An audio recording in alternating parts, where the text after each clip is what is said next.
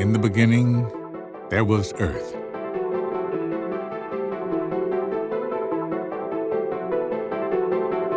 Paradise. An unspoiled sanctuary of beauty.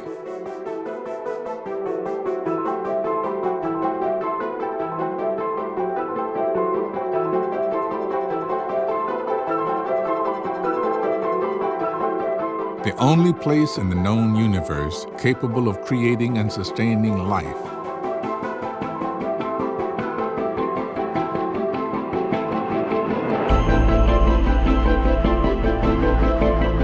Before humans came along, the Earth was in perfect harmony, right? Well, not quite. The Earth has always been home to chaos and violence, constantly changing through what can be a brutal process of trial and error. We are a product of this evolution. The first and only species so far capable of replicating nature's uncanny power of creation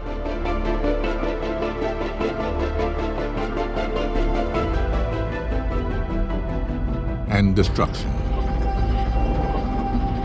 Over time, we have literally changed the face of the Earth. So much so that the harm we've done seems irreversible. We're told that the Earth is dying, and we must save it. It's a heroic notion, but it hasn't been very effective in changing our behavior so far. Nor is it true. The Earth isn't in danger. Not yet. It has survived through far worse than this, but it is changing. We are in danger. Mass extinction has happened on Earth before, and because of our actions, it is on the verge of happening again. Which means changing our actions moving forward is the one thing that can prevent our extinction. Our best chance for survival lies in continuing to imitate nature, drawing inspiration from its awesome power.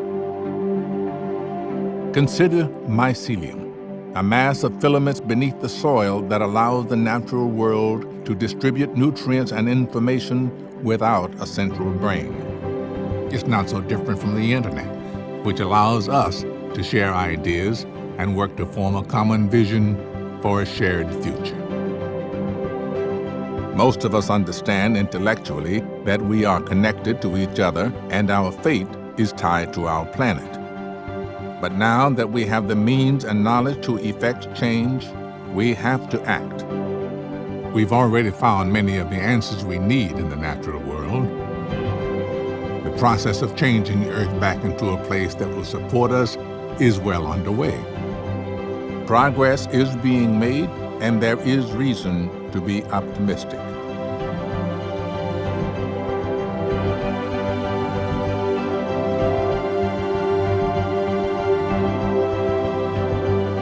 The more we do, the more the Earth will help rebuild and remake itself.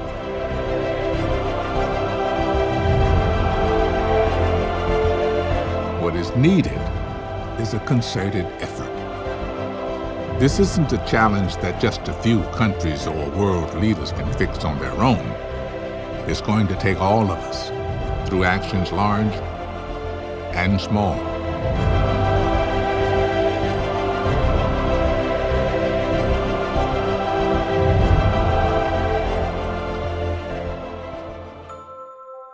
One day very soon, we'll be asked, what did we do? And we'll say, we did everything we could. We have to. Because if we don't, there won't be anyone left to ask. We have never faced a crisis this big, but we have never had better ideas to solve it. This is our only home. You can choose today to make a world of difference. Our planet, Earth. You may think you know it well, but a startling new picture is emerging of a world shaped by forces more dynamic and intertwined than we ever imagined, raising possibilities that defy common sense. How can sandstorms in the Sahara Desert transform the Amazon rainforest over 5,000 miles away?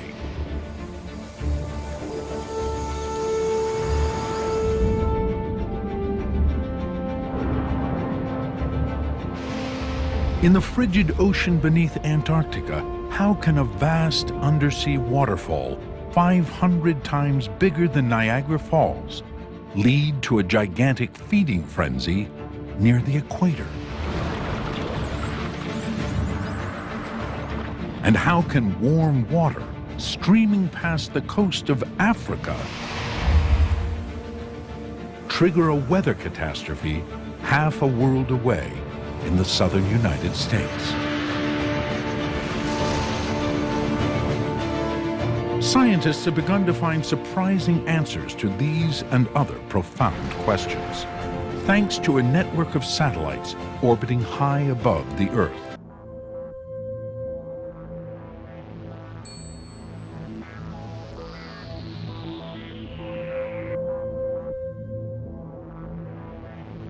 We're looking at a screen here that assists our team in designing solutions for the biosphere on planet Earth. We've accepted the challenge that all armed forces, Navy, Army, Air Force, Marines, even Coast Guard, global forces have a unique role to play in the recovery of the biosphere. Here are some of the key words we look at to help us understand how to attack this problem. Assuming that we start here with aquasphere, the aquasphere being all of the water bodies of water on this planet, which, by the way, is predominantly a water planet. And these then are taken in tow by the Navy and sometimes the Marines, and especially to control overfishing, to assist in picking up, it seems like we've got a little bit of a trash problem, or more creatively a recycling problem with large pools of styrofoam, which can become garments, I understand. We also have the opportunity along the shores of all of our large oceans and whatnot to take care of the coral reefs and the wetlands. So between the Navy and the Marines, there's a big job to be done there, and they have the equipment to do it. The atmosphere per se, that 7-mile high but very thin bubble around our planet, which is where we really live, is the proper purview of the Air Force. And by being positioned in satellites and using their equipment, they can sense what's going on in the biosphere. And by the way, there are large clouds of pollution and things that need to be monitored, tracked, and of course fixed in the best sense of the way. And this is an Air Force role, properly speaking. The florosphere, meaning all the things that grow on the land, the trees, the plants, the grass, etc. The big job is to recover the forests and replant the forest. This is properly the job of the Army. Army, with the assistance of citizens, high school kids, and people big enough to handle a shovel and a pick. And this can be done at the level of 1 trillion trees if we get to it and we use all of the trucks, support, kitchens, water that we need to do that kind of a job. The florosphere. The military, the Army, would also work on large conservation projects, things that require big help, and even making canals into the deserts where salt water can go if it rises too high. Then we have over here the faunosphere, which is basically the animals, and I don't want to not include the insects here because, we just found that if the bees disappear, we may be in way more trouble for pollination than anything you can imagine. So there is a place in the faunosphere also for the ground forces, especially the Army. And this isn't unusual. I mean, the American Army in 1920 used to restock the trout streams in the Sierras, along with building stream beds and also trails. So this is not unusual. Now here's an interesting area, the technosphere. We need to protect the web, World Wide Web, more than any single thing. It is our global brain. It is our global library. It is where the best and latest breaking information can be resourced by anybody on the planet. No other large concern or small concern, be it like a terrorist concern, must be allowed to break that down in any kind of way. That's where a military force of any kind needs to be specialized to take care of that kind of problem. The sociosphere. If the oceans rise, and this is about the biosphere, and major groups of people are displaced, we need to be able to use both ground forces and air forces to transport instantly global villages to the places around the planet that are affected. And finally, we come into the infosphere and the mythosphere. That's where we have to, here at Earth Battalion headquarters, rewrite the possibilities for the way we see ourselves on this beautiful planet. It is a miracle planet. We are ourselves miracle inventions. We need to raise our sights completely on how we look at that beautiful combination. There is nothing about governments or corporations that can't be sort of overlooked. They're going to lose their power properly. We're going to distribute this consciousness to the whole planet and recover our biosphere. Proto-World Design Center, where we have recently spent some time in the year 2075. Our interest was to find out just what kind of world do we need in that year in order to take advantage of situations like a deteriorating planet, bad biosphere, maybe lots of extraterrestrial friends. The one common denominator came from every part of the study was, if you don't have a healthy biosphere, and that's the part from the ground 7 miles up, if you don't have a healthy biosphere, you won't have a healthy planet or healthy people. Life force is what counts. And so, if even today, if we marshaled all the forces available to start cleaning up our planet, I mean recover the whole biosphere, starting with the watersheds in each of the bioregions, how do you imagine we could possibly do that? Well, I don't know what you think, but I am of the opinion as a social architect that governments and nations have run their course. They didn't mean to become obsolete. It's not like they're not trying in their own way. They're just about 30 years out of date. And they're sucking up a lot of dough for the wrong reasons. Nations and boundaries force conflict. It's just how it is. Think about how it works. Our team, their team. You go to a sporting event and you're supposed to enjoy it, but you have to be on one side or the other. You know, watch out about the flag now is a big blue flag with a planet Earth on it. That's where we are. Where we need to go is to take care of our biosphere and start working on it right away. We just have Would you wait until you recruited all of the college students that had studied this subject? Would you get some farmers? Well, you could get an infantry battalion. You know, 180 people who have very little actually extra. You think in the entire equipment inventory of an infantryman and an infantry battalion, 10% or less is guns, bullets, grenades, rocket launchers, and the works. They are 90% occupied and equipped to support travel, movement, organization, reorganization, communications, mapping to know where they are, following orders, working as a team, and And let's say we add some high school kids to that group in a given watershed. Do you know what they could do within a week? Well, it's impressive.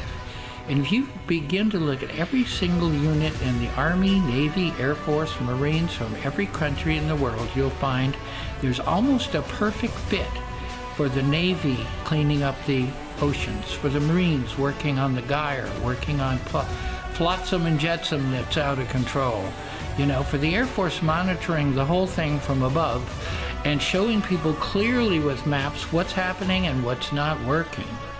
The system is ready for an instant shift. We call out the word natural security. That can happen on this planet soon. I was just recently in classrooms with 230 generals from 11 nations. I was asked to teach them about the future. So I gave them an exercise that said, take the tool set that you have right now and go out, pick a biosphere or a bioregion and begin a recovery of the watershed. Now, we had to define our terms a little bit about watershed, but it didn't take too long. You know, the Army Corps of Engineers has been taking care of our water for 100 years.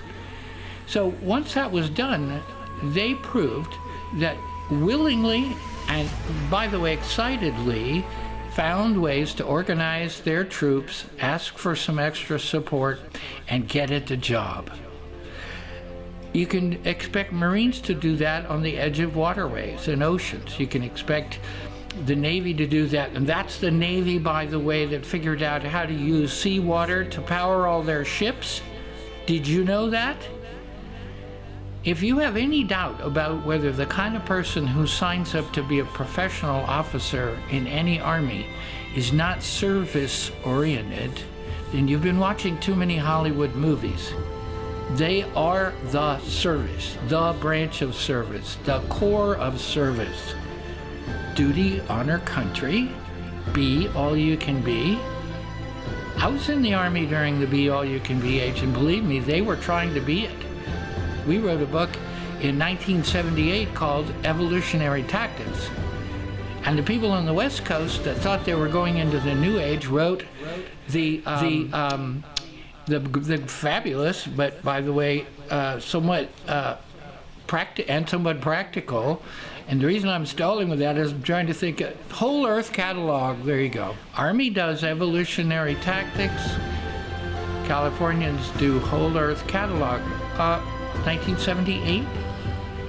So you can trust what's going on in these services, and you can trust that more of the work going on now out there in Afghanistan and Iraq is human subsistence, existence, and capturing the hearts and minds, because what we have is a lot of very old regimes out there that have not the ability to give their youth a chance at this next world that's coming. So the work is humanitarian by nature. Trust that the military guides can do this. Understand that the shift could be excitingly quick. Understand that one of the only reasons we don't have extraterrestrial support for what's going on in the planet now is they don't trust the national governments of this world to keep their fingers off the buttons. It's pretty much what the story is. Now you can ask, how do I know? By reading a whole lot and connecting the dots and doing the math. That's how. So you're about to see a video which includes the original film I did called Operation Noble Steward, that shows you more precisely how all the services of the world can shift into taking care of our planet and recovering the biosphere. Go planet.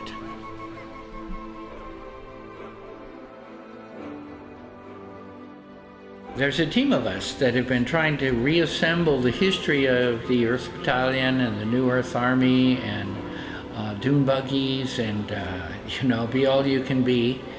And we realized that there are about 10 major themes or campaigns, if you will, in the experiences that I've had over the last 40 or 50 years. And so this is a chance for some of you just to get the bite, the little nickel, the sound bite of each one of those campaigns to help organize the bigger picture.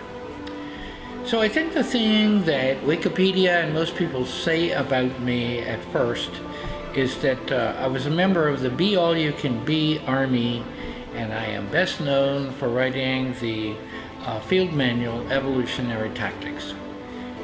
I think that's fair. I think you should know that in California, when they were making the Whole Earth catalog, the Army War College was encouraging me to make an evolutionary tactics manual. Now, they didn't call it that, but they were into a massive clearing of the mind, as the Chief of Staff said then, clean off everybody's hard drive. We've just come from a war in Vietnam. We have a certain mindset about how that's done. And now we're looking at more tanks and Soviets that we could imagine on a European battlefield. And everybody has got to drop the old rules and learn some new ones, and really fast. So out of the blue, since I was in California on duty there and could see the speakers who came to talk to people, and I guess the word is new age partly, but human development, human performance world, I had a chance to visit those places and come up with 65 or 70 powerful ideas on how we could get out of the box.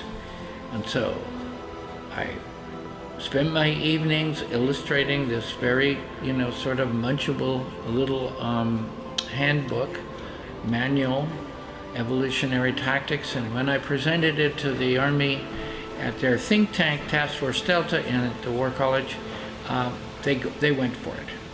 And so that was at a time when the Be All You Can Be Army had an idea that everybody should be all they could be, but there weren't people writing field manuals about it until I stumbled upon human performance and energy and all of the paranormal things that we were not looking at, and put those in a palpable, gobbleable little book.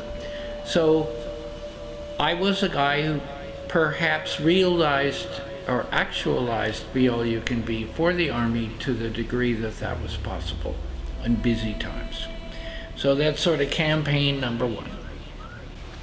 So campaign number two occurred for me after doing this research at the War College and a couple of other master's degree programs, that the causes of war were not so much even old animosities, but they were very clearly about, well, the water dried up, the water became poisoned, the villagers were desperate, the government didn't respond fast enough, and pretty soon there was a little bit of a revolution going on. And this is happening planet-wide, and it's compounded by the deteriorating environment and the massive pollution, both physical and audio pollution, that is making our life pretty tragically not paradise. Well, so do you then spend your soldiers putting out fires in small countries, or do you start by rebuilding the watersheds and replanting the forests and using the armed forces for all of those natural security operations? Beyond national security, natural security. And I was invited by the Chief of Staff of the Army at that time to lead off with all of the young 3-star general candidates in their special school and give them a big shot of natural security, and as well cleaning off their hard drives, which was a whole range of creativity exercises and wild storytelling, things I do as part of that.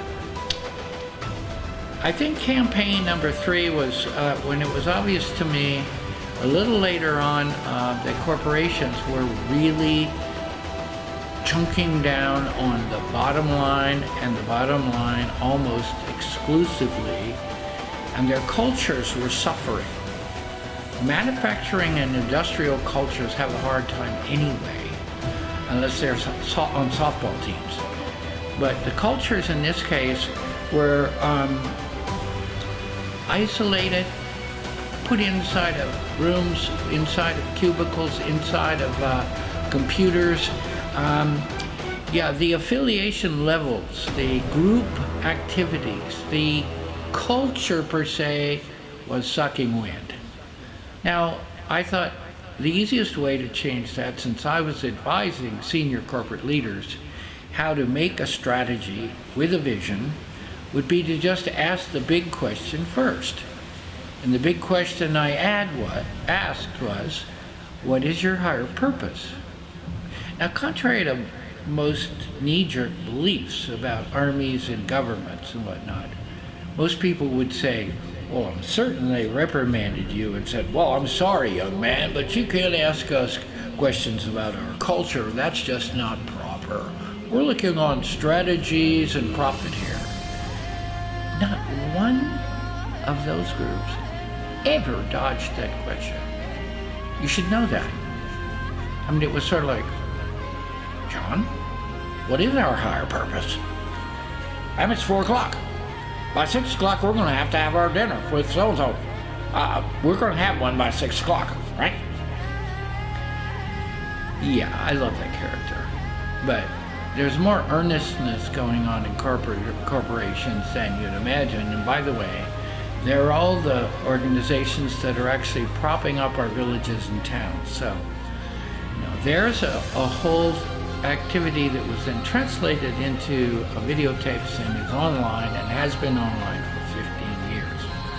The strategic vision with the embarrassing question called, what is your higher purpose? That's kind of campaign number 3. Jumping forward, number 4 in terms of interest and magnitude probably is, when it was obvious to me that the world had not 1 or 2 secret elements and organizations that were dealing with the galactic entities, but a lot of them, and they were probably in some kind of arms race of their own, that we simply had to make a breakthrough on behalf of human beings. The culture on the planet, the people of the planet needed their own front door.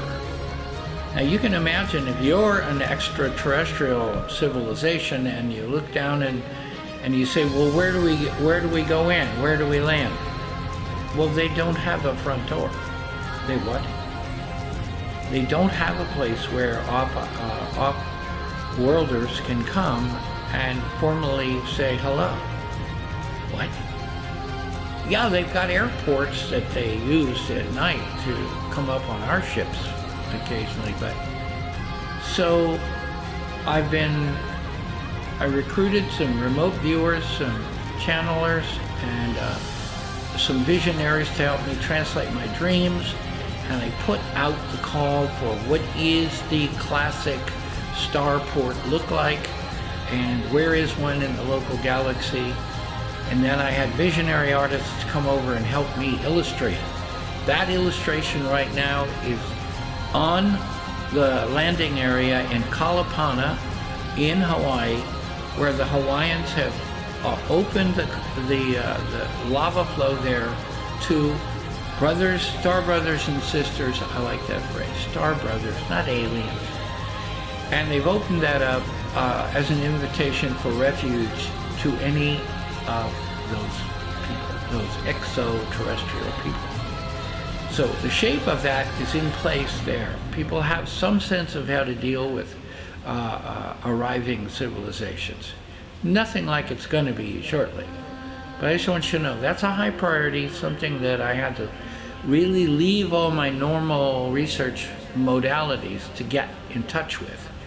And I am successfully doing interstellar communications. Very subtle stuff, but having people help me are way better at it than I am. And that's a surprise piece of the Army officer. So number 5.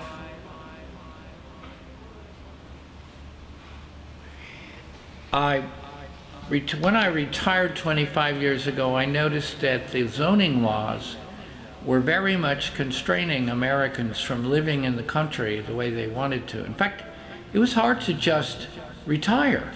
You had to fall into some category, or you couldn't live somewhere that wasn't in a city. And the obvious way to confront that has been a 25-year-long project to build a new model land pattern profile for people in all locations to enjoy nature, grow half the food they need, and affiliate with each other much like an old ranch family might. In other words, the human family was broken up but all had a place to come and gather.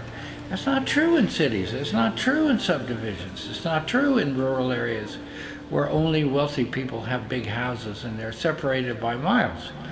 We cannot gather together our civilization in a meaningful way without gathering places. And so the bioasis that I invented and have perfected to some degree right here in Hawaii has been a campaign we can call campaign number 6, perhaps, in my life.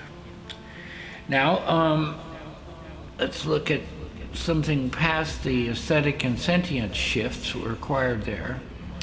So the other major thing as I crossed the 60-year-old mark was I realized the elders in the modern world had been disenfranchised. You know, their culture as elders had been hijacked mostly by information and inventions moving so fast nobody could have any wisdom about them.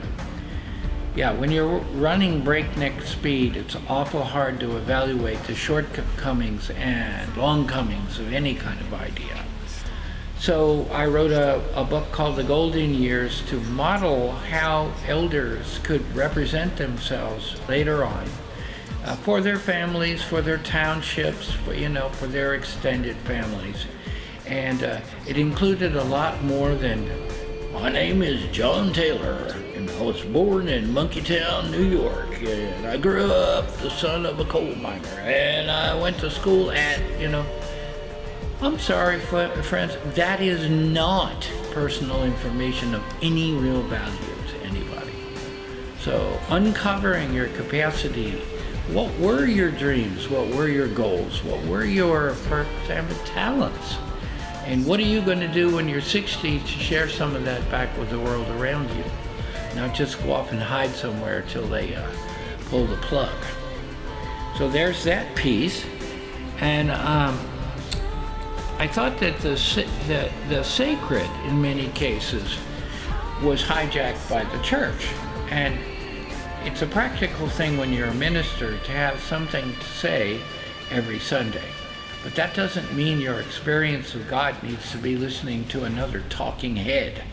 That's about the last of it. Now, good thing about churches was a lot of people got to swap their tractors when they were there. But any chance to appreciate the majesty of creation itself was pretty much left in the dust.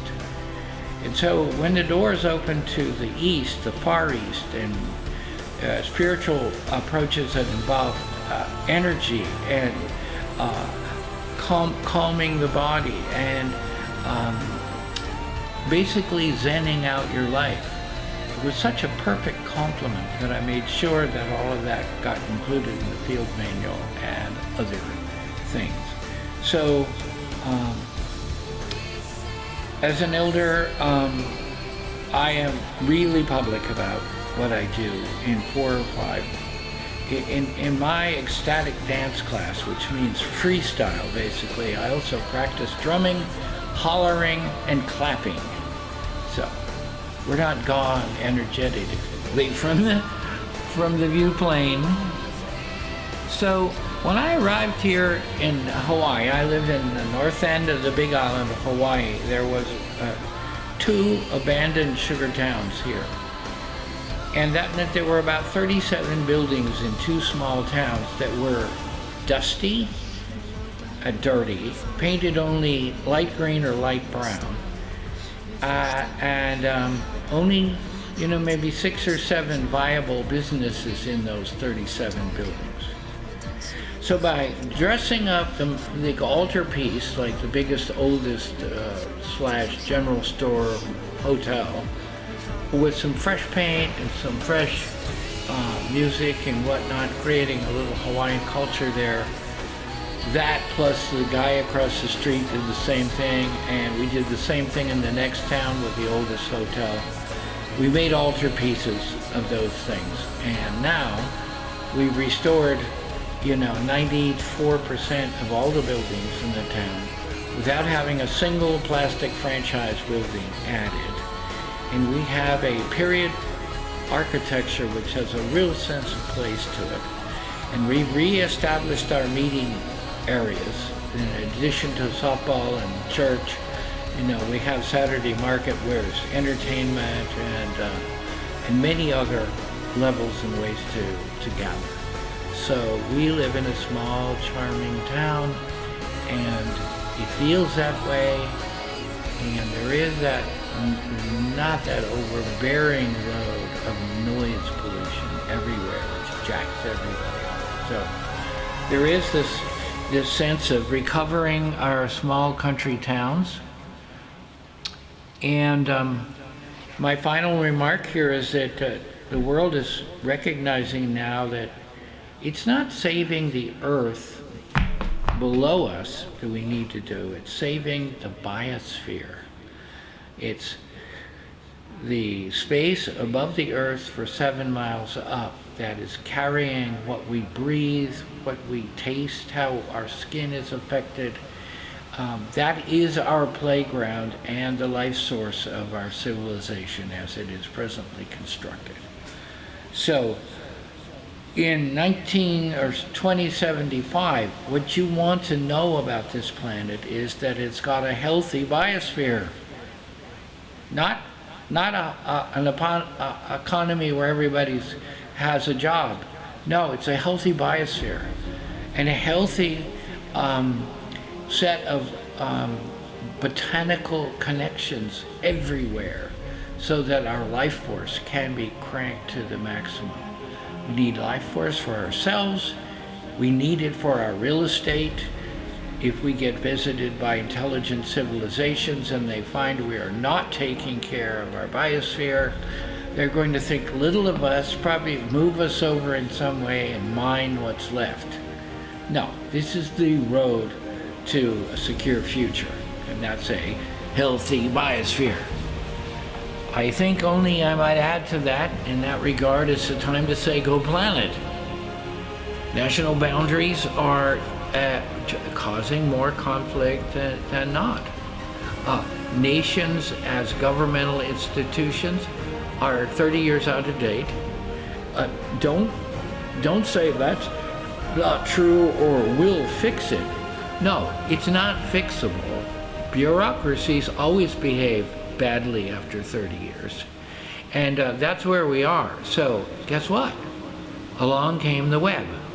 So I'm an advocate of the webocracy, and that would be my final sort of point to connect on the big map. We are now a world that's organizing its communities by interest, and there's practically not a new idea that's found one place that's not distributed within a day everywhere else. We have the means to make decisions with knowledge all the time. So, hail yes. This is Jim Channon. This is a piece I want to speak to get my archive organized in events of consequence to me, so that I can be thought of and understood in a better way. Thank you. Now, the infrared instrument on the Aqua satellite that senses atmospheric temperature puts the pieces of this puzzle together.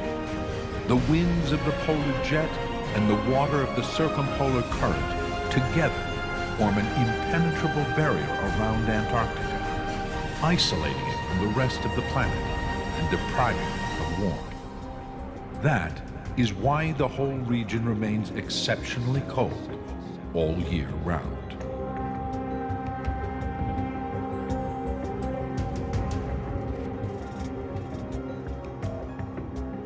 What's incredible about what the satellites tell us is that the movement of air, and actually the movement of ocean current, around the perimeter of Antarctica isolates the continent from the rest of the world. So why is this relentless cold so important to the planet, way beyond Antarctica? The answer lies in a remarkable property of water: what happens when it freezes.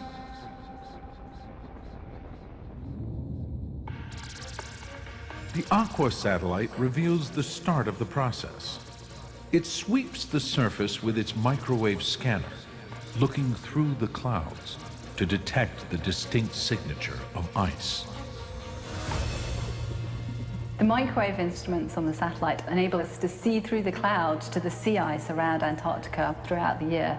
What's particularly incredible about that is we're able to take measurements of the sea ice in places where, as scientists, as humans, we can't even go.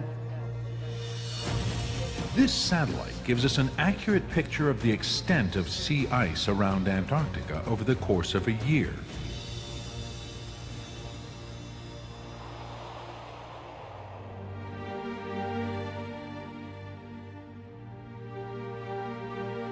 Seen here in summer, Antarctica is nearly 1.5 times the size of the United States, covered in ice.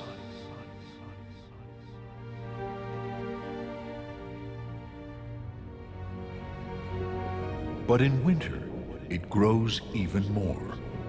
Over 5.5 million square miles of ice form around the continent.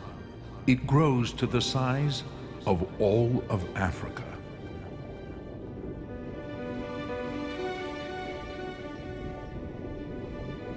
This vast ice formation has a profound effect on life across the planet.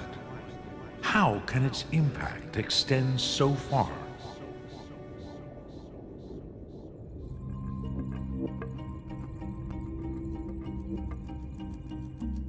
One of the best places to understand the power of ice is the huge bay along the northwestern coast of Antarctica, the Weddell Sea. Here, a constant gale blows and cools the seawater to freezing temperatures. Once the upper layer of ocean falls below 29 degrees Fahrenheit, a critical threshold is crossed. The surface of the ocean begins to freeze.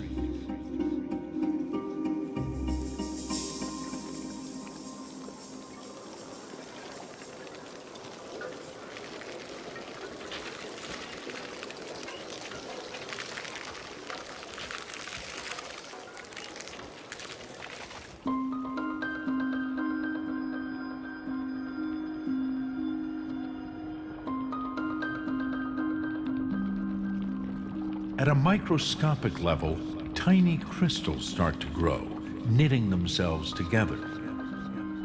As the crystals bond, they expel salt into the water. The salt forms brine that drips down long, narrow tubes and holes in the ice as it forms. The brine is denser than regular seawater, and it sinks downwards. As winter's grip tightens, the formation of ice speeds up and spreads.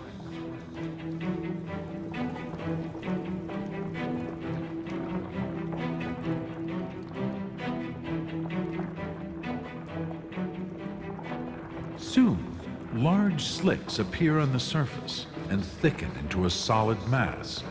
What started as a microscopic process can soon be seen from space.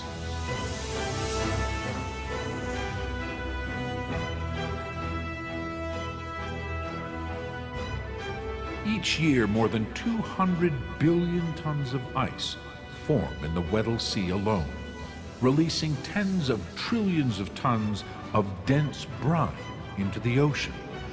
The fate of all this brine is a mystery.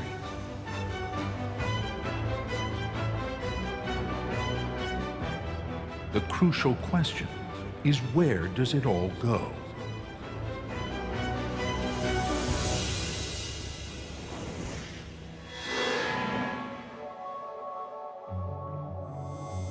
A satellite called Jason, jointly operated by NASA and the French Space Agency, is providing new answers. Jason bounces radar signals off the surface of the ocean to measure its height. The instrument also reveals the shape of the sea floor far below. We can make very accurate maps of submarine bathymetry, but we don't do that directly. We do that by measuring the surface of the sea from space very, very accurately and over time. Jason's radar is so precise that it can detect minute changes in the level of the sea surface produced by the peaks and valleys of the terrain below. The data makes it possible to map the ocean floor. You have a satellite that's up there 500 miles up in space, and it's returning an accuracy of a little less than ½ an inch. What that means is, I stuck this instrument in Washington, D.C., say, and I'm looking at a crowd of people in Boston, and I can tell you whether or not their toes are over the curb or not. That's what the satellite is doing.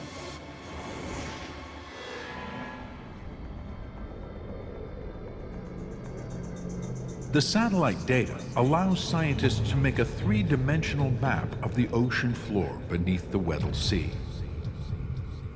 It reveals a vast chasm 2 miles deep off Antarctica's continental shelf. As the brine descends into the ocean, it eventually falls over this precipice.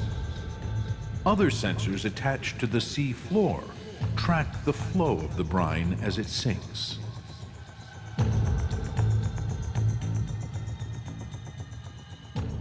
What we're really excited about is that we're able to take that data that shows us what the bottom of the ocean looks like and combine it with data from sensors under the water. And that enables us to look at the dense water and where it goes. Combining data from satellites and undersea instruments, scientists can reconstruct what is happening hidden beneath the ice. What they learn is astounding.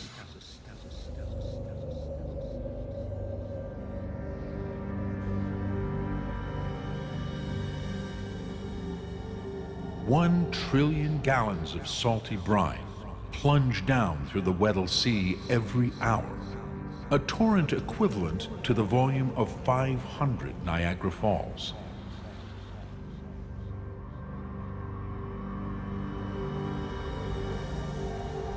The brine spreads out towards the edge of the Antarctic continental shelf and then falls into the chasm revealed by Jason. A vast submarine waterfall plummets downward.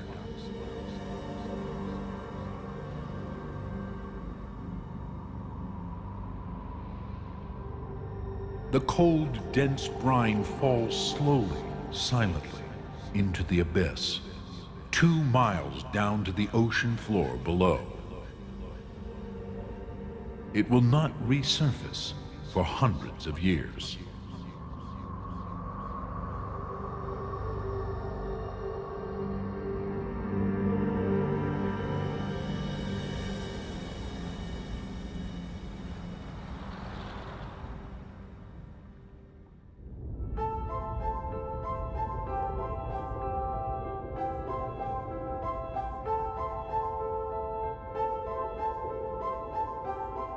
What happens to the brine next is still being investigated, but computer models combined with satellite data are helping scientists to figure out where it goes.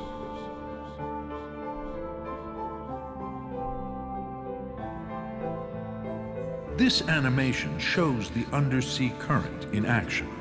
The purple area is the brine. The outflow from Antarctica drives the salty water towards the equator, along the sea floor.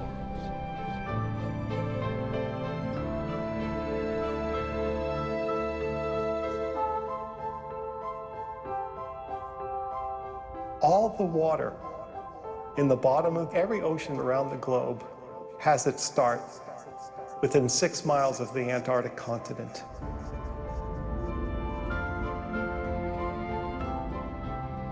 It creates the coldest, densest water that's on the planet.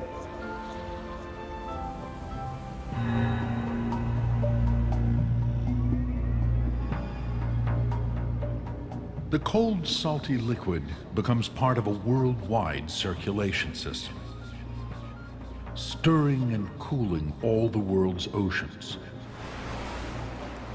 Leaving Antarctica, it has embarked on a journey that could take 1,000 years to complete. As it migrates towards the equator, the cold bottom current mixes with fresher and warmer water and slowly rises. It then joins other ocean currents and eventually returns south, where it cools once more. Finally returning to Antarctica, the seawater freezes and releases its salt again, completing the cycle. It's an endless loop that is critical to the whole planet. The importance of dense water in Antarctica is that it really forms the basis of global ocean circulation.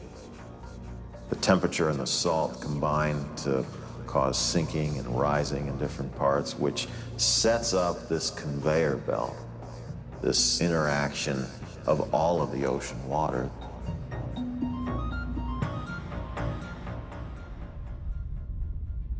In the Arctic, frigid winter winds cause the ocean to freeze. The North Atlantic currents cool and sink to the bottom, then head south again. All over the world, slow-moving currents of seawater like this regulate the average temperatures of the oceans to within 1 degree. This stability has a profound effect on life all across the world.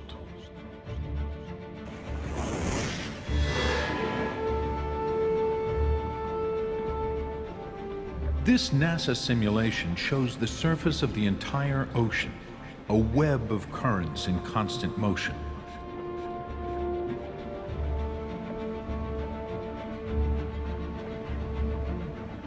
But satellites show us that the oceans don't work alone. The currents affect the air, the atmosphere that sits above them. The ocean and atmosphere are intimately connected.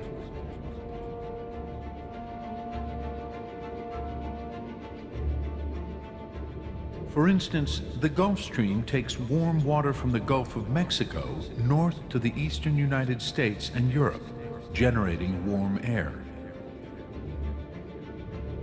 On the other side of the world, another current, called the Kuroshio, carries heat from China north to Japan.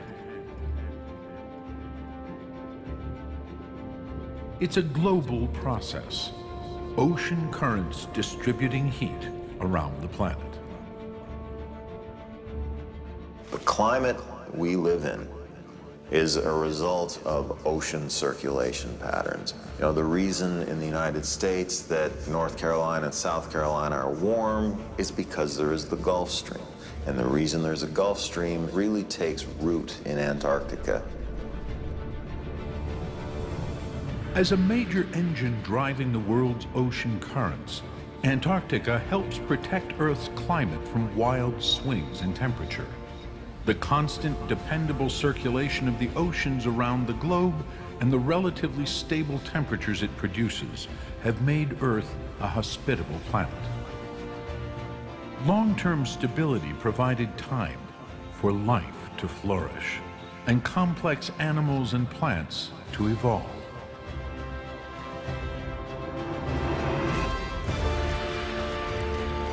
And this is how a process that began with Antarctic ice continues to sustain our world. When you put it all together, You get a story of how ocean circulation affects climate and weather, and what that means today, tomorrow, and 20 years out into the future.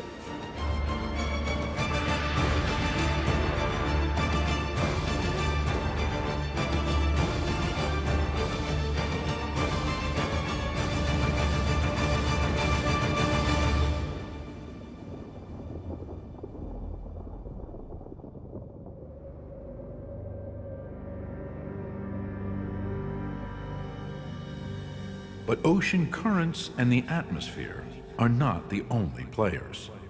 Beneath the sea floor, forces inside the Earth are a crucial source for the basic materials that nurture life. This hidden mechanism is driven by ceaseless, often violent activity.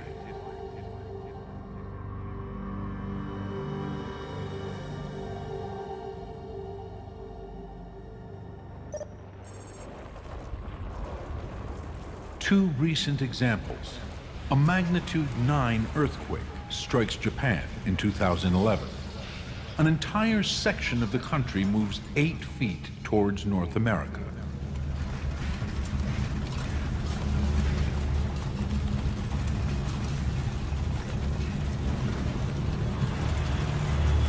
A year earlier, 2,500 miles to the south in Papua New Guinea, the volcano Rabaul erupts.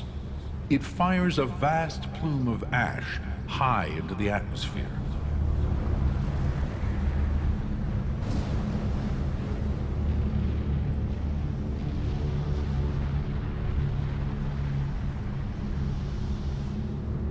These are catastrophic, hugely destructive events with an enormous cost in human lives. But the natural forces behind these disasters also provide the materials we and other living organisms need to survive. And satellites help show us how this happens.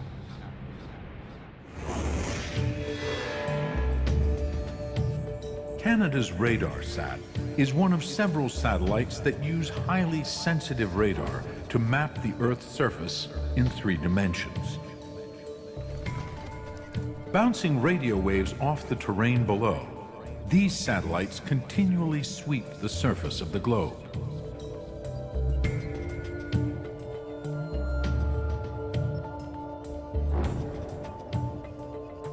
They can measure the height of the Earth's surface every day to an accuracy of less than 1/4 of an inch. When the data is plotted over time, we can see in fine detail how the Earth's crust is constantly moving. This is the surface of the crater atop Mount St. Helens in Washington State. Animation reveals how it swells over the course of 3 weeks, driven by a surge of molten magma beneath the crater.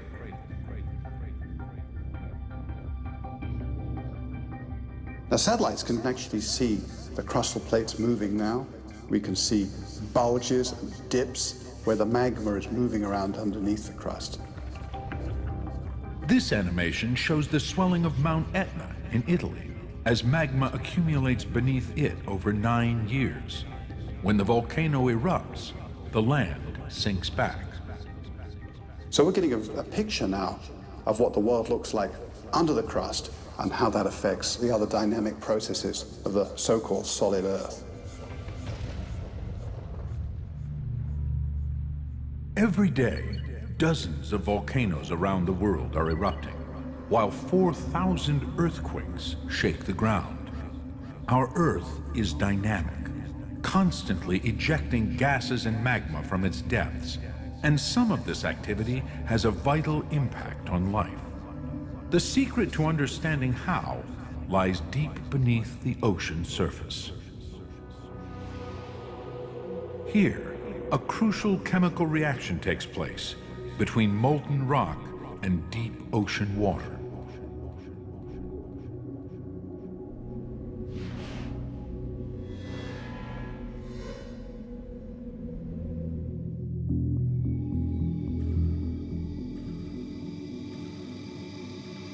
The Jason satellite's sea surface mapping radar reveals a chain of active volcanoes a mile and a half down at the bottom of the Pacific Ocean.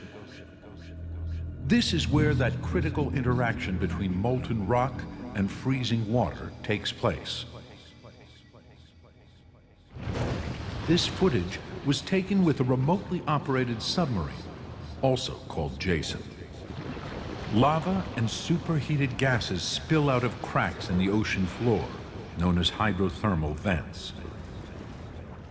Jason reveals what happens when cold ocean water penetrates into the cracks. A magma chamber below heats the water to up to 750 degrees Fahrenheit. In the pressure cooker environment inside the cracks, the dense, salty water actually dissolves the solid rock.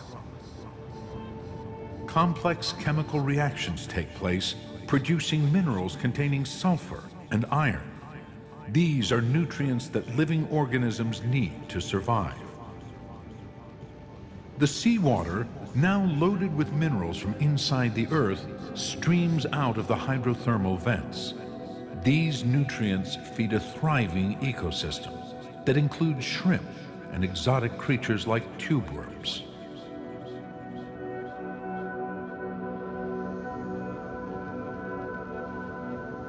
The deep ocean currents carry the leftover nutrients away. Over thousands of years, they circulate through the oceans, ultimately rising to the surface and contributing to an amazing explosion of life.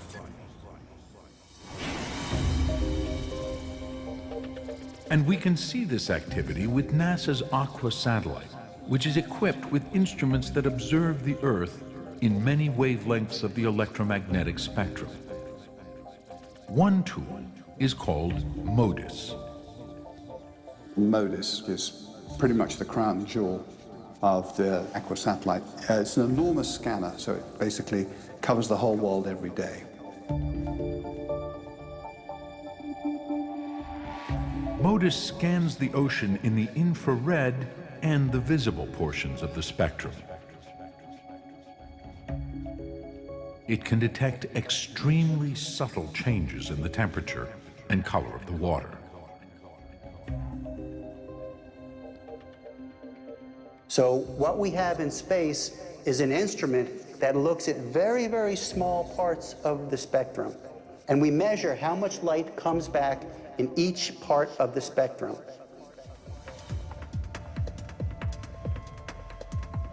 Looking down at the west coast of South America, MODIS detects an upwelling of cold water 150 miles west of Peru.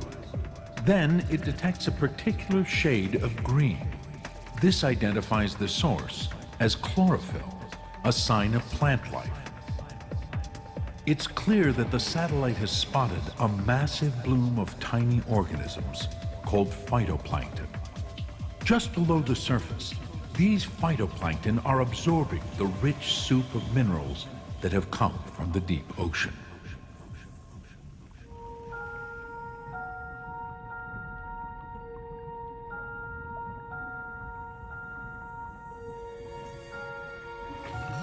And with light from the sun and carbon from the carbon dioxide in the air, they multiply by the billions.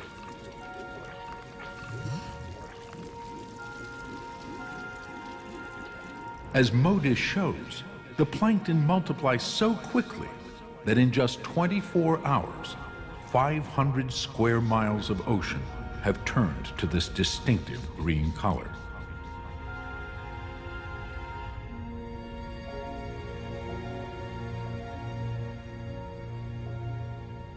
They replicate very, very fast. So you can have a plankton bloom that doubles over the course of a day and can cover hundreds or thousands of kilometers of the ocean surface. It's the minerals from beneath the Earth's crust that have helped fuel this vast explosion of plankton, over 800,000 tons of living material. And that's only the beginning. This plankton is the base of the food chain for marine life. The bloom triggers one of the largest feeding frenzies on Earth.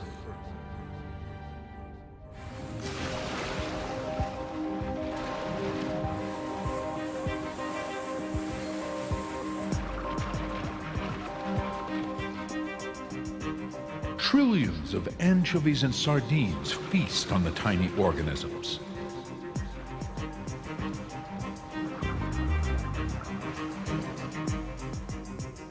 They, in turn, attract larger predators to one of the densest concentrations of marine life anywhere.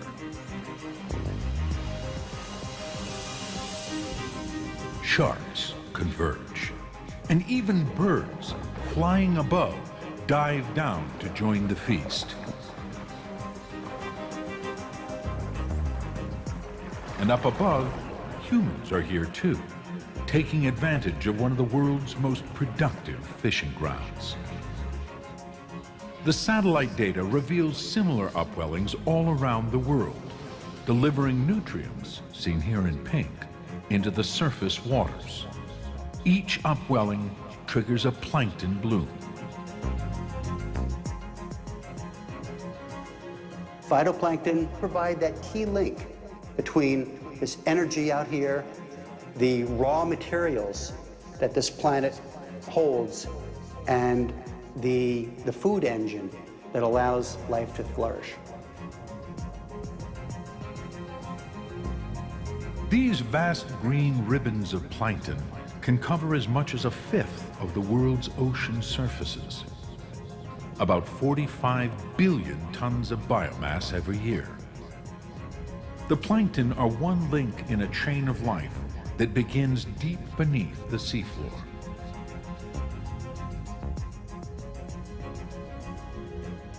The most important plant life on this planet are these microscopic little green plants that float in the ocean. Plankton may be key to life, but they themselves don't live long. MODIS shows how, in just 72 hours, a bloom can rapidly weaken and fade.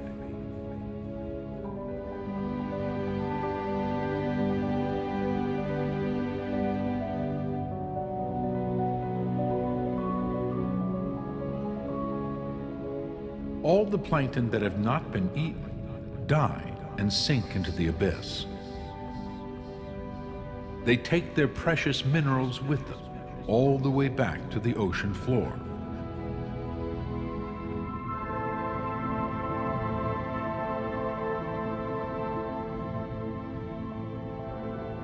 Here they will remain for millennia, a thick carpeting of tiny carcasses half a mile deep. Some of the minerals may ultimately be recycled. Some may emerge through hydrothermal vents again, millions of years from now. But some plankton, through yet another extraordinary chain of events, will deliver their precious cargo of nutrients not just to life in the ocean, but also to life on land.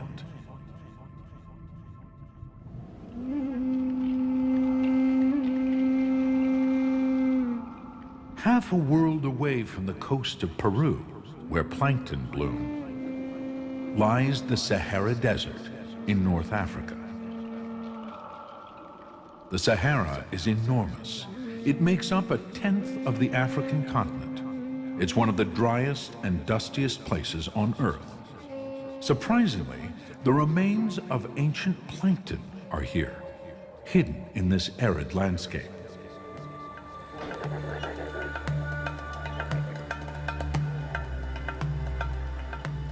It is May, the hottest month of all. Camel herders travel through one of the most exposed regions of the Sahara, the Bodele Depression. 6,000 years ago, this was covered by the world's largest freshwater lake. The floor of the lake is covered with the ancient remains of plankton, called diatomite, laid down in a much earlier age, when an ocean covered the region.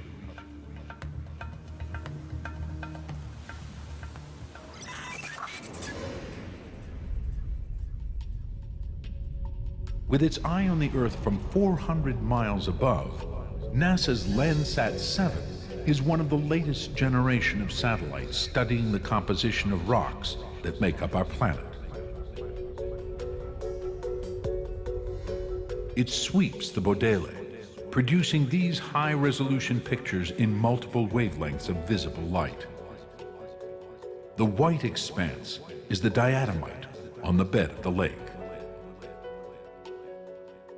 The size of the lake is over 1,000 kilometers long and 600 kilometers wide. But with a satellite image, we can see the whole extent of the basin on a series of images and visualize that on a computer in a matter of minutes. The satellite image analysis shows over 24,000 square miles of sediment, all of it diatomite. We can map where the diatomite sediment is on the floor of the lake.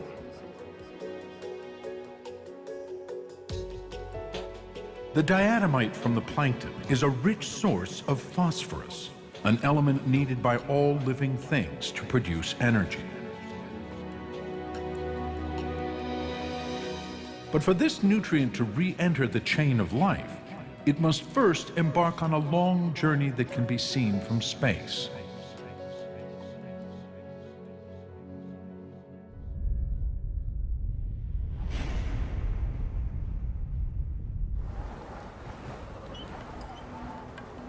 The journey begins here, on the ancient lakebed in the Sahara.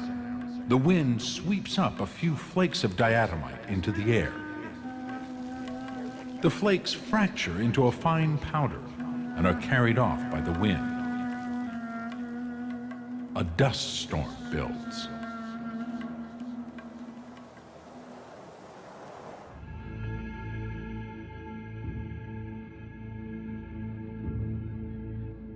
"22,000 miles above, the European weather satellite Meteosat 8 looks down from its geostationary orbit.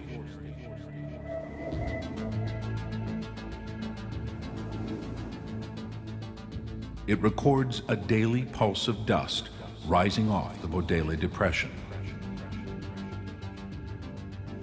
Here, it's visible as a whitish dust cloud lifting from the desert with clockwork regularity at noon each day.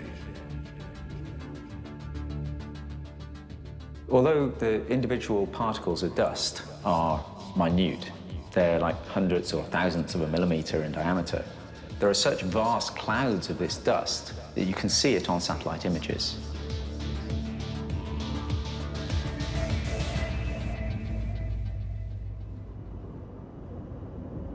The dust cloud is over 100 stories high and 200 miles wide.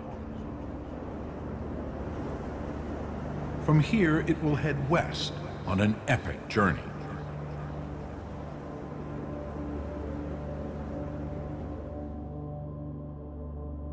Seen from space, the dust is blown across Africa.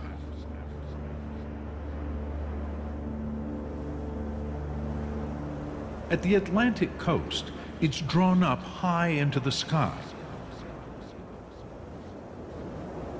This simulation, based on satellite data, shows how prevailing winds carry the dust cloud west and south, 3,000 miles across the Atlantic.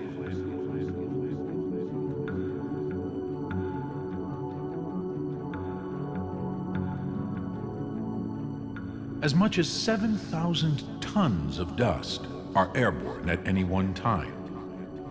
The destination is set by the winds, South America and the Amazon. We're taking literally thousands of tons of this dust, which is containing phosphate, and exporting that from the Bodele. The wind is carrying it out across the Atlantic to fertilize the Amazon.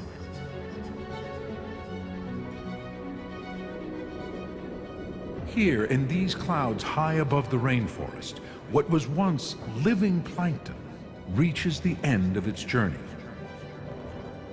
The minerals in the dust, which include energy-giving phosphorus, dissolve into water droplets and fall to the Amazon in rain.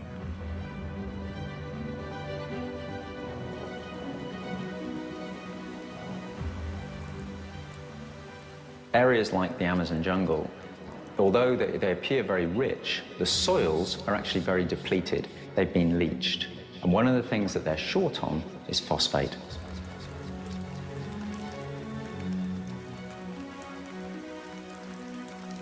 Rain falls incessantly throughout the Amazon's wet season, delivering thousands of tons of phosphate into the forest below. It passes into the soil and the roots of the trees, nourishing the rainforest. The effect of all this natural fertilizer can be seen clearly from orbit.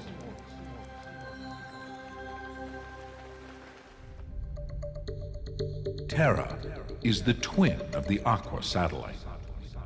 It circles the Earth every 99 minutes, monitoring how fast vegetation is growing. We can see all the green vegetation on Earth, wall to wall, every day, and it tells you almost everything you want to know about the state of life on Earth. With its color scanner, Terra can see the effect of the Sahara dust on the Amazon at the end of the rainy season. It observes an increase in the distinctive green color of chlorophyll. Like the plankton blooms in the ocean, the forest is kicking into overdrive. Watered by rain and nourished by the minerals borne across the Atlantic by the dust cloud. For every leaf that exists now, 3 more will grow in a week. It's the culmination of a chain of events that began far back in time and halfway around the world. Ancient sediments laid down by other organisms millions of years ago get eroded, make dust. The winds bring them across the Atlantic, fertilize the tropical forest in the Amazon.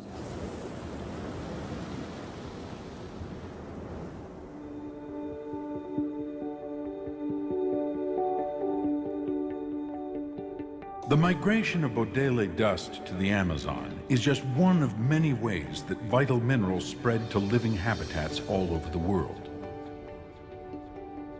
Every landscape has its own story and its own way of entering the chain of life.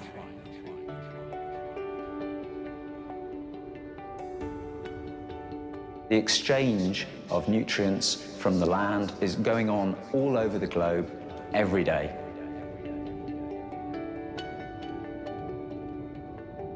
And in certain areas, this is what accounts for the special productivity of the soil. The Great Plains of North America are rich in minerals eroded from the Rocky Mountains. These are vital ingredients for growing wheat and corn.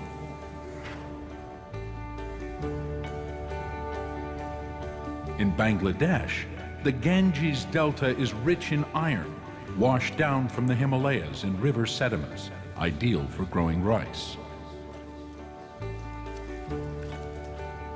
The hidden transport of minerals creates fertile soils that enable plants to thrive. These minerals are the basis of the food chain for all life on land, including us. All of this reminds you how interconnected the Earth system is. That no living thing lives in isolation from processes that may happen a long way away in both space and time from itself. Satellites provide a vivid new perspective on the links between land, sea, air, and life. This new perspective helps us see how the natural forces of our planet fit together. And that includes the atmosphere and something as basic as the air we breathe.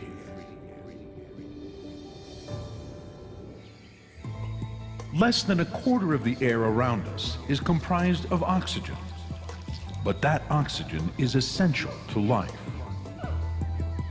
It's what all animals need to burn fuel in their bodies.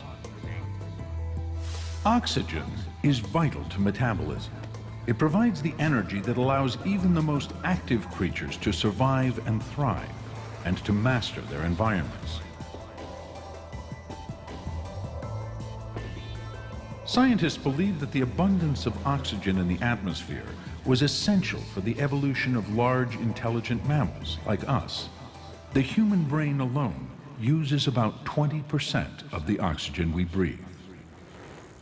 But where does all this oxygen come from? Satellites can help us answer that question. NASA's Aura satellite is one of several spacecraft that are helping scientists study the Earth's atmosphere. Along with ground instruments, it can analyze the atmosphere and pinpoint its composition. It builds a picture of the nitrogen, oxygen, and carbon dioxide that together make up 99% of the air we breathe.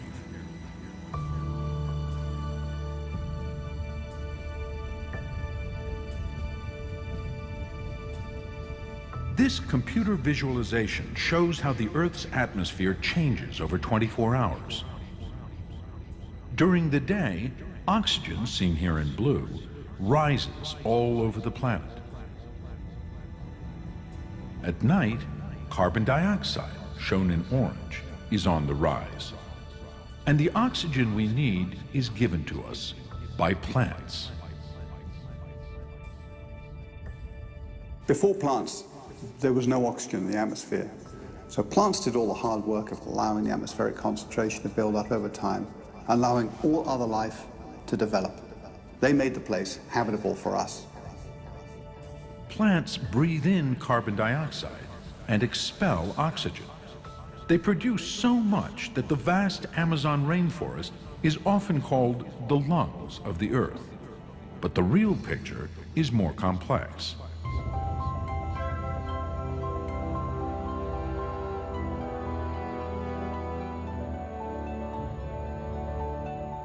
The verdant wilderness of plants and animals is one of the oldest, most abundant living systems on Earth. Over 2 million square miles of lush rainforest teem with half the world's living species.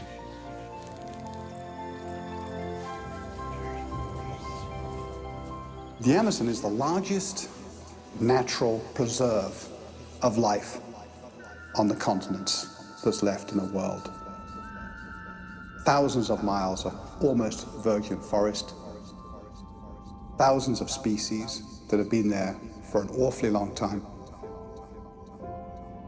So dense is the Amazon jungle that it has a dramatic impact on the air above it. It starts in the trillions of leaves far below.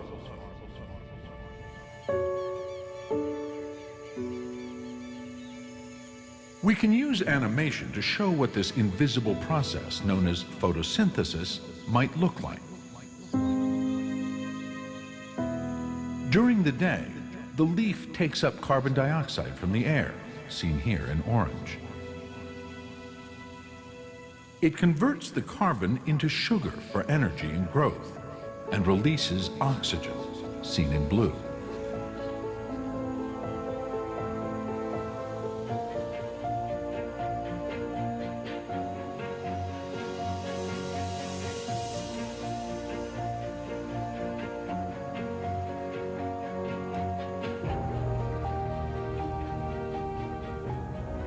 Each one of these trees will release hundreds of thousands of cubic meters of oxygen in the course of its life.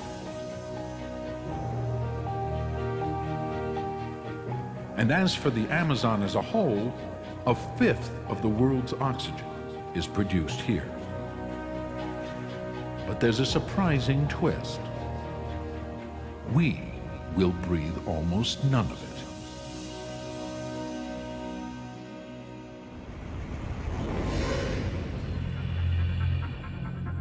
Satellite data and ground measurements revealed that almost all the oxygen the Amazon produces during the day remains there and is reabsorbed into the forest at night.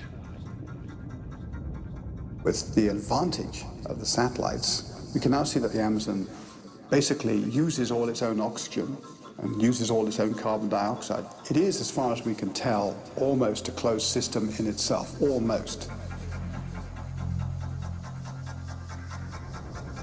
But the Amazon still plays a vital part in generating the oxygen that we breathe.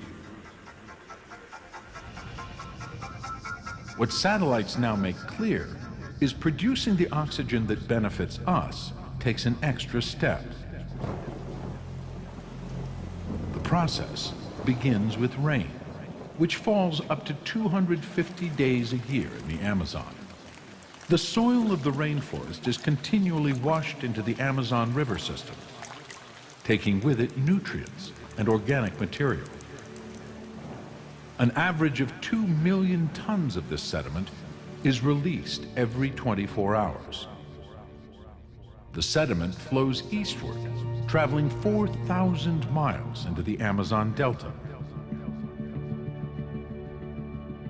Here, microscopic plankton near the surface thrive on the nutrients and their population explodes.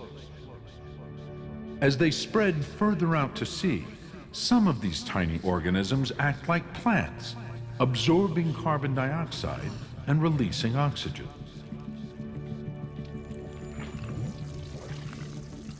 Again, the Aqua satellite shows us how a giant plankton bloom grows to cover 25,000 square miles. This vast area translates into a huge boom in oxygen production, made available to the entire planet.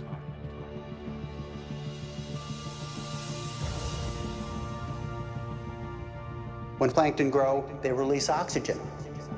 That oxygen ultimately finds its way into the atmosphere. The massive scale of this impact is revealed when the satellite data is visualized.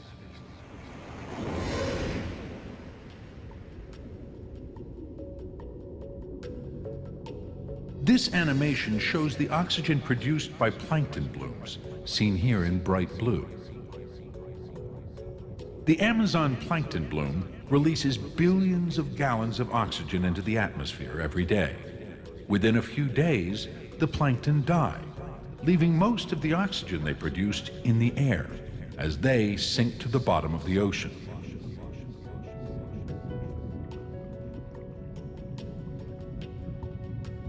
Similar explosions of microscopic life happen all over the world.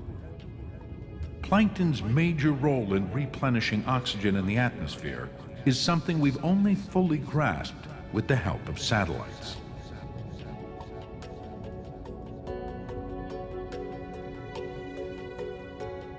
Satellites gave us that very first global picture, global assessment of what the ocean's plants were doing.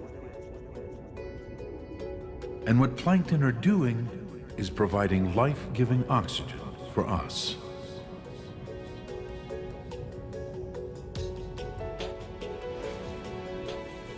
Plankton in the ocean are responsible for over half of the oxygen that we breathe. And that's what most creatures on this planet rely on to survive. Microscopic organisms, as well as rainforests, are the lungs of the Earth.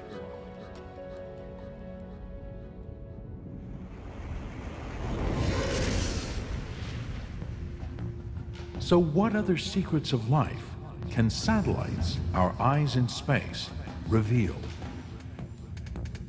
It turns out that another surprising way life is sustained is through a violent force, lightning.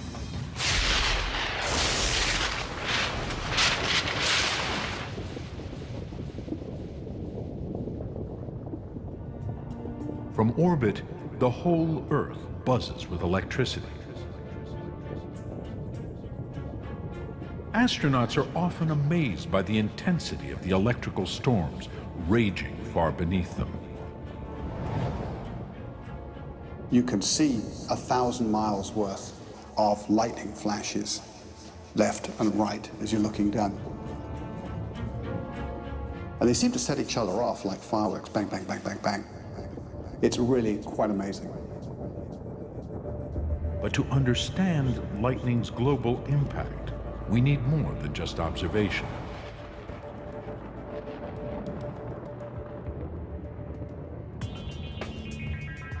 NASA's TRIM satellite carries a high-speed camera that can detect individual lightning bolts. From this information, it's possible to build a picture showing the distribution of lightning all across the globe.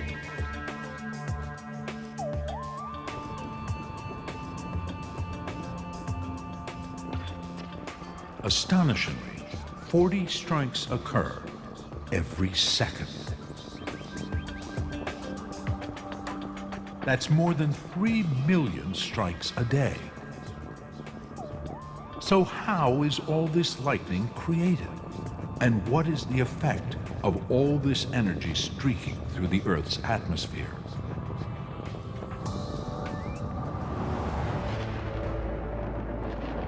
Each day, the combined force of sunlight and water vapor creates 40,000 thunderclouds. The rising columns of moist air generate powerful updrafts that turn water vapor into ice particles inside the clouds. As ice and water droplets smash into each other at great speed, vast charges of static electricity build up.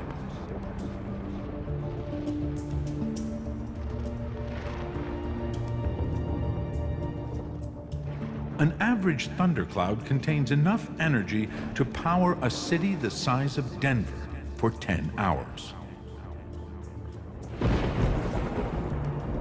Eventually, the charge builds to a point where air molecules are torn apart, and a lightning bolt is born.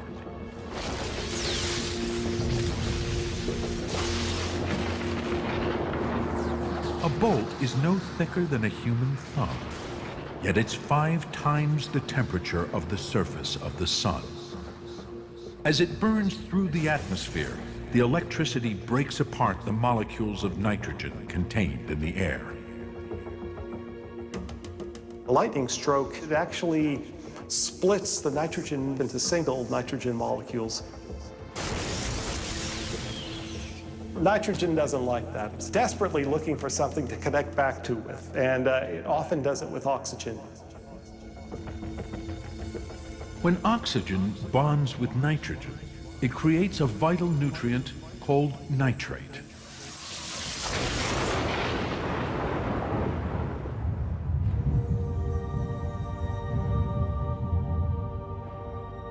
Satellites show the extent of nitrate, simulated here in yellow, produced by the more than 3 million lightning bolts that strike every day.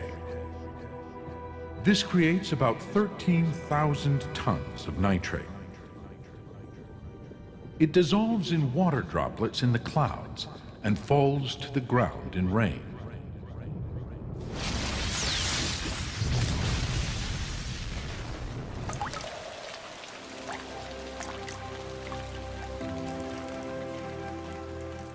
Most people are familiar with nitrates because they're fertilizers. So when it rains in the thunderstorm, in a way you're getting a free fertilizing because the water will have nitrates in it. Nitrate is absorbed through the roots of plants and enters the food chain. When we eat these plants, the nitrates become available to us. And so this vital nutrient enters the cells of every living organism on Earth, where it is critical for building the structure of plants and helps make proteins and DNA in our bodies as well. It is essential for the survival of all living things.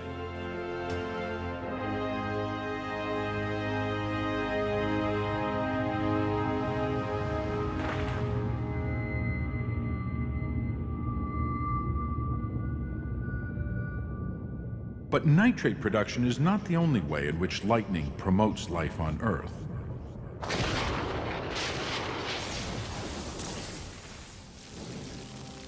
In the Canadian Yukon, a massive wildfire devastates over 10 square miles of forest in less than a week.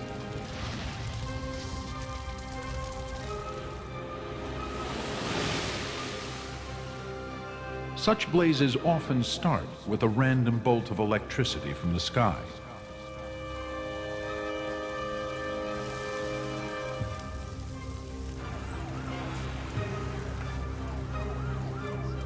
In distant Siberia, over 1,500 square miles of forest burned to the ground, sparked by a lightning bolt.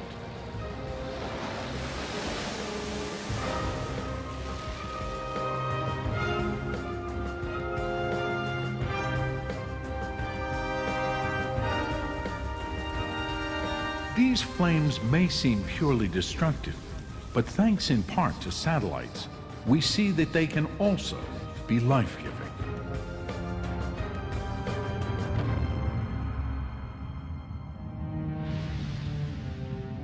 The Terra satellite can detect the location of every fire on Earth by looking at its heat signature in infrared.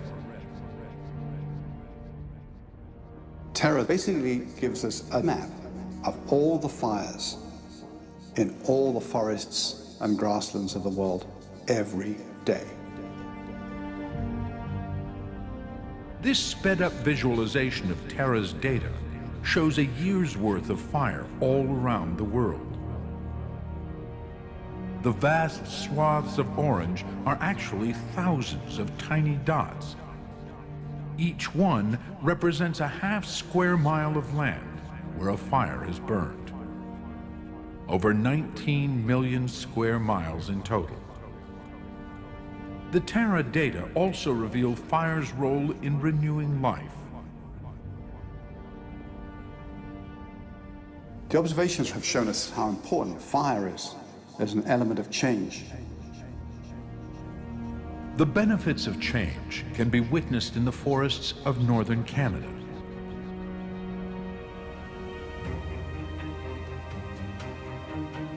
This is a vibrant forest, but it has its share of dead and diseased trees. Locked inside them are ingredients that are essential for new life. Elements like carbon, sulfur, and phosphorus. Yet in a cold environment like this, trees take decades to decompose and return these elements back to the soil. Fire can shorten the cycle to a matter of hours.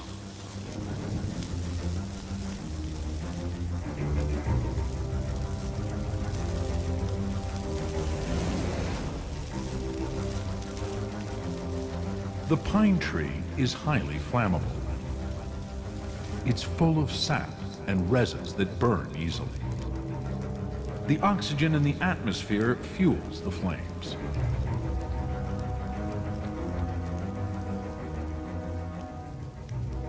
When you're looking at fire, you're looking at a rapid oxidation. That's what fire is. Within a matter of hours, what may have started as a spark from a single lightning bolt turns acres of forest to flames.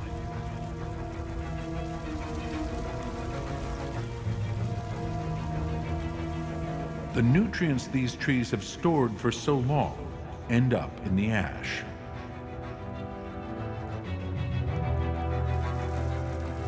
Fires also consume the dead animals whose bodies litter the forest, returning the nutrients they contain back to the soil.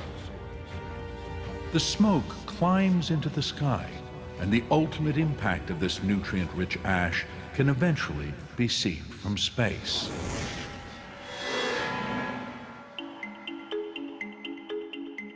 With its infrared sensor, Terra can pick out the heat given off by the leaves of healthy new vegetation that grows after fire. A pulse of new growth follows every blaze. Huge areas of forest get burned down quite regularly, and they're followed almost immediately by rapid regrowth. In forests all over the world, the data from Aqua and Terra show that within months, large areas devastated by fire are rejuvenated. From a global perspective, Wildfires are essential to the cycle of life.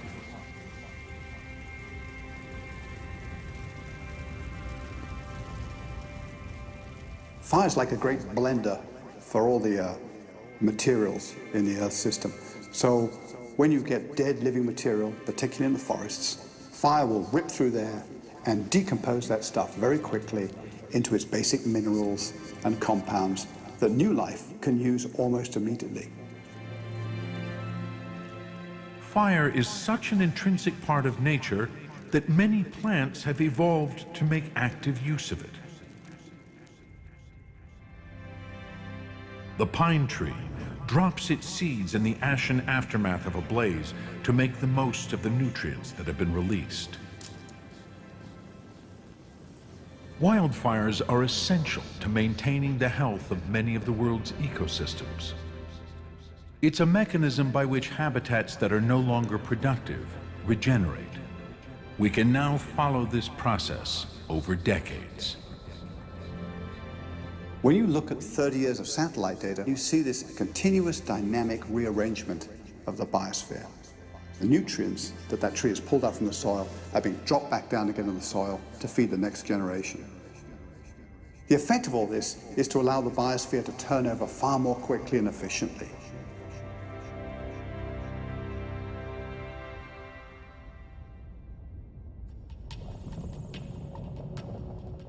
By looking at the world from orbit, we see our home planet anew. We discover countless hidden connections, all linked to life. The circulation of weather and ocean currents affects the ebb and flow of ice at the poles.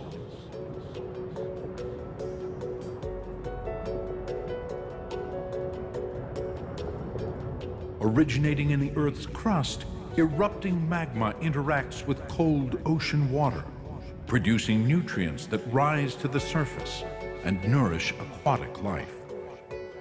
Eventually, airborne in dust, nutrients travel around the planet, finally enabling tiny plankton to fill the air with oxygen. That allows complex animals like us to survive. Oxygen also allows fire to burn, which in turn accelerates the pace of death and rebirth in the forest.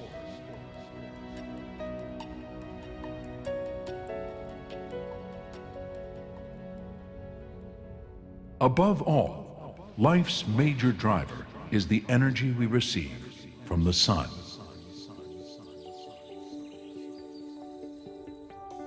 As the Earth rotates over 24 hours, the planet responds to the incredible power of the sun, our local star. Each day, more than 1 million terawatts, over 7,000 times our global energy consumption, strike Earth. This triggers a wave of activity around the globe. At dawn, plants on land and plankton at sea begin to photosynthesize and grow. At the same time, sunlight drives wind and weather around the globe. We are also a part of this cycle as our bodies respond to the daily inflow of energy from above. Our skin cells use sunlight to create essential vitamins. Even the flight paths of planes reveal our intimate relationship with the rhythms of day and night. Aircraft travel west in the morning to extend the day and east in the evening to reduce the night. But while the sun nurtures all life on Earth, it also has the power to destroy. And with the help of a very different kind of satellite, we are coming to understand just how great a threat it can pose.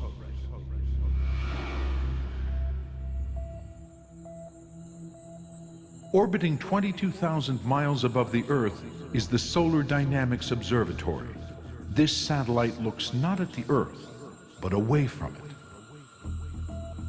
Its task is to observe the radiation released by the sun, what scientists call space weather. We have this wonderful new satellite that is up in space, looking at the sun 24 hours a day, and is providing unprecedented images of the sun and where space weather is born.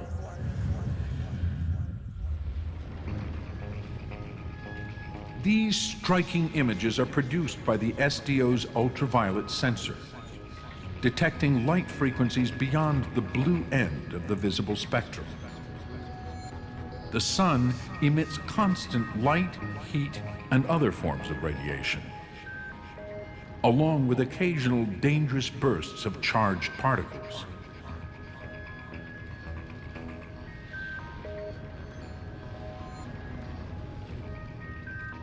Most people don't realize that the Earth is exposed to charged particles that are constantly coming away from the sun at about 1 million miles an hour. Sometimes a massive pulse of those charged particles erupts from the sun's surface.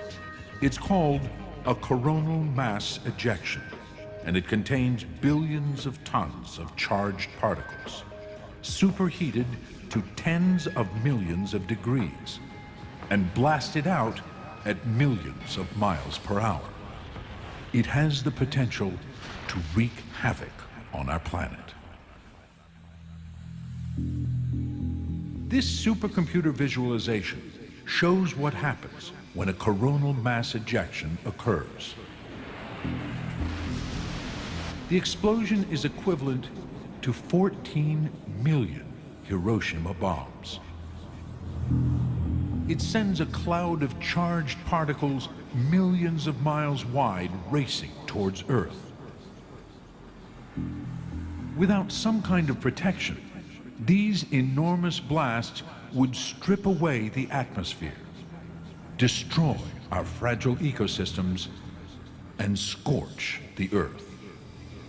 Over time, repeated coronal mass ejections would even cause the oceans to dry up, leaving behind a planet as barren and bleak as Mars. Fortunately, the Earth has an invisible shield, a magnetic field that satellites are now enabling us to better understand. Orbiting between 40 and 120,000 miles above the Earth, NASA has a network of satellites called THEMIS. Each is equipped with highly sensitive instruments that can detect the strength of magnetic fields. THEMIS is a series of probes that are aligned along the Earth's magnetosphere, and they detect variations in the magnetic fields. This computer model, using THEMIS data, shows how an invisible magnetic force field called the magnetosphere protects the Earth. It's generated by the rotation of the Earth's core. THEMIS allows us to build an overall picture of the structure of the magnetosphere and how it operates.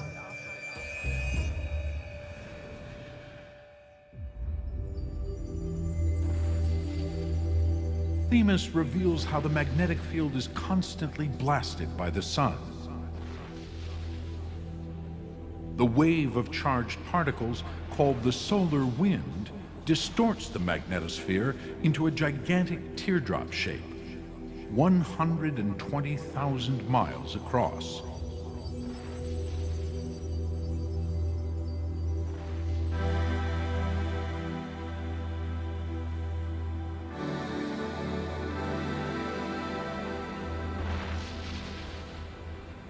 As wave after wave of solar particles strike the outer magnetosphere, most are deflected.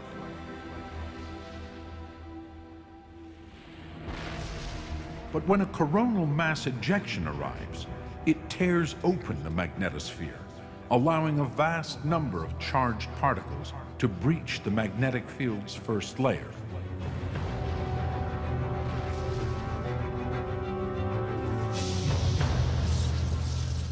The particles are free to rush in towards the planet, but the Earth has a second line of defense.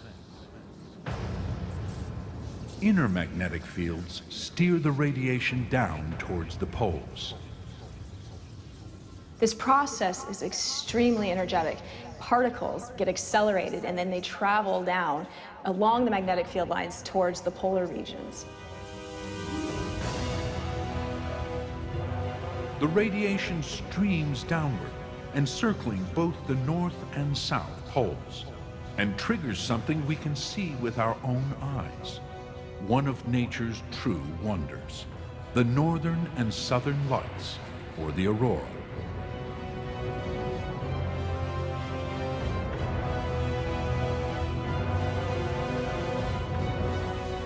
As the radiation strikes the upper atmosphere at extreme speed, it excites the air molecules. This makes them glow. The oxygen in the air radiates red and green, the nitrogen red and blue. These charged particles that originated from the sun get trapped and then interact directly with the Earth's atmosphere, causing these beautiful colors. So when we're looking at the aurora, basically we're looking at the fact that the sun and the Earth are intimately connected. The aurora is a vivid reminder of how potentially lethal energy from the sun is dissipated in the upper atmosphere. The Earth's magnetic field has shielded the planet from the sun's deadly radiation for billions of years, enabling life to take hold and flourish.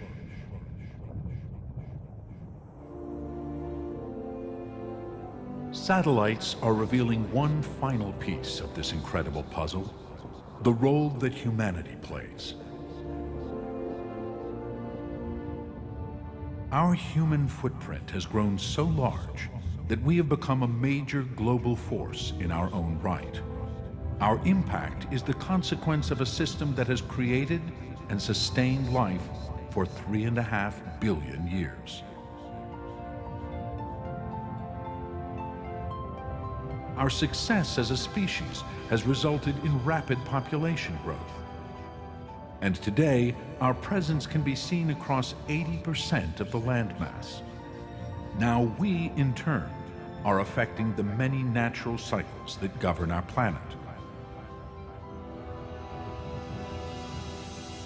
Looking for signs of pollution, the environmental satellite Aura's infrared sensor reveals the atmosphere's chemical fingerprint and shows us how we are affecting the entire globe. We already manufacture more than twice the nitrate produced by lightning, much of it used for fertilizer and explosives. Our factories release more sulfur than all the Earth's volcanoes. Our industry and transportation produce more carbon dioxide than the Amazon rainforest captures.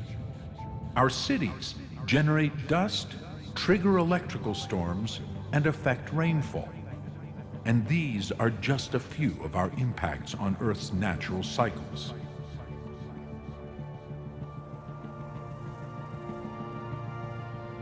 Our Earth is changing. We're on a path to somewhere.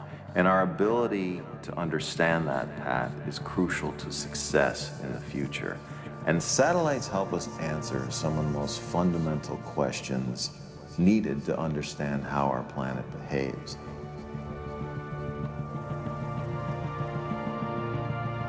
But there is one key difference between the impact of nature and our own.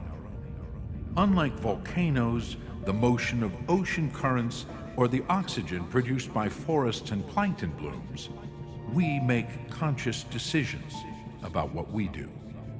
And here, satellites are crucial once more. The information they provide can help us meet the challenges of the future.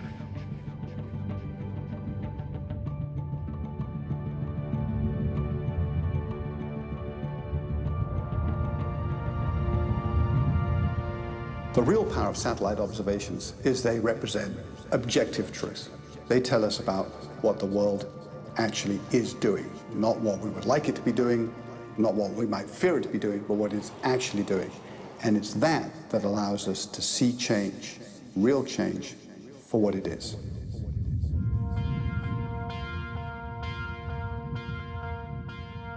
Satellites are telling us that the oceans are slowly warming. In the past 30 years, the average temperature of the ocean surface has risen by half a degree. Models suggest this extra heat could be increasing the intensity of hurricanes and violent storms all around the world.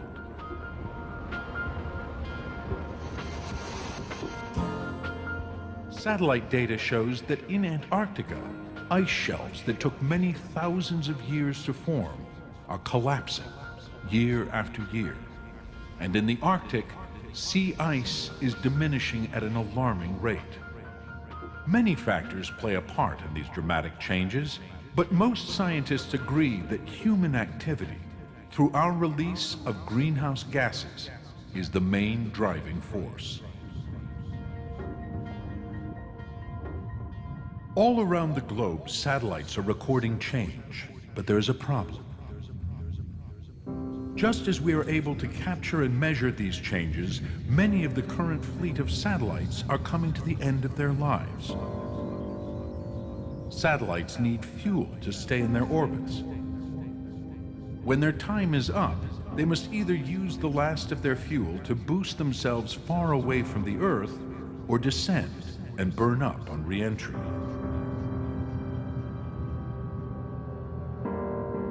It's predicted that the number of NASA's Earth-observing satellite systems will go from 20 down to fewer than 10 within the next decade.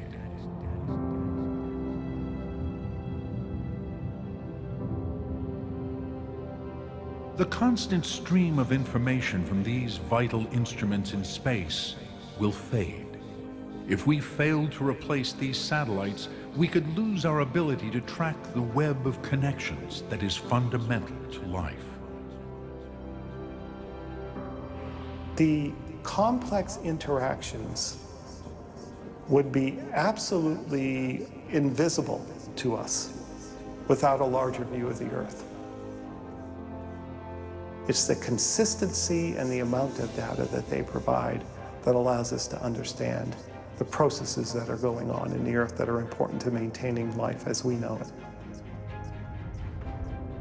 Little more than half a century after the birth of satellite technology, we're still only beginning to realize its possibilities. Our planet harbors mysteries beneath its white clouds, blue oceans, and verdant landscapes. And they can only be solved with the help of these eyes in the sky, looking down at Earth from space.